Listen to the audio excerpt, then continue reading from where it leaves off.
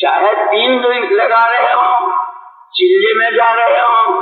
کسی ملک میں جا رہے ہو، یوں کہتے ہمیشہ نیت کرو پورے عالم کی۔ مجھے خوب یاد ہے، ہم بیٹھے ہوئے تھے، ہمارے حضرت جی مولانا انعام الحسن صاحب رحمۃ اللہ علیہ یہ آیت پڑھی،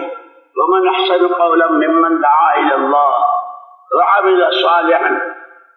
وقال اننی من المسلمین، کہ بھائی یہ 3 چیزیں ہیں اس آیت میں۔ ومن احسن قولا ممن دعا الى اللہ، کہ اس ایمان کے کلمے سے ہر امتی پورے عالم کا ذمہ دار ہے۔ کیوں؟ جس نبی کا کلمہ پڑھا ہے وہ آدمی سارے عالم کے لیے، اس لیے اپنے گھر اپنی ذات سے لے کر کے عالم کے ایک ایک بشر کے لیے اللہ ہر ایک کو ہدایت دیتے۔ پھر فرمایا وعمل صالحا، فکر تو ہو پورے عالم کا، اپنی ہر ایک کی ذاتی زندگی کہ وہ اللہ کے حکموں والی ہو۔ اور اسی کے ساتھ فرمایا تھا ایک آدمی بہت فکر کرتا فلاں ملک میں، فلاں علاقے میں، فلاں بنجر جگہ میں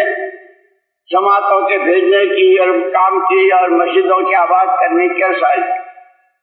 لیکن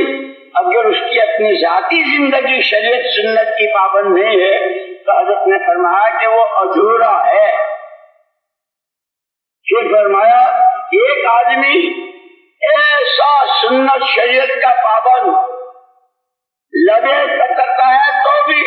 ناخن تراشتا ہے تو بھی، مسواک کرتا ہے تو بھی، گھر سے نکلتا ہے گھر میں آتا ہے، ہر قدم پر حضور کی بتلائی ہوئی دعائیں اور آپ کی سنت، کھانے پینے پہننے اوڑھنے ہر چیز میں، لیکن امت کہاں جا رہی ہے؟ امت کا کیا حال ہے؟ عقائد، عبادات، معاملات، معاشرت، اخلاق و عادات، کہ اگر امت کا فکر نہیں ہے، ذاتی زندگی پوری اچھی ہے تو یہ بھی ادھورا ہے۔ پھر عجیب بات فرمائی، جس خوش قسمت کو اللہ پاک کے دونوں دولتیں دے دے، اس لیے ہمارا یہ مجمع جتنا بھی ہو، ہمارا تو یہ کام پورے عالم کی نیت سے، اور سب سے پہلے اپنے بارے میں اللہ میری اصلاح فرما دے، میری تربیت فرما دے، مجھے اپنا سچا بندہ بنا لے۔ اسی لیے کہا کہ بندہ جب بنتا ہے جب اس کے اندر 3 صفتیں ہوں، امانت دار ہو کہ جان مال اور صلاحیت جو کچھ ہے وہ اللہ کی ایک نعمت بھی ہے، اس کی قدر کرتا ہو اور اس کو امانت داری کے ساتھ استعمال کرتا ہو، وفادار ہو،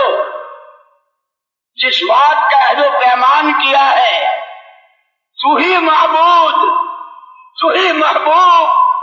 تو ہی مسجود، تو ہی مقصود،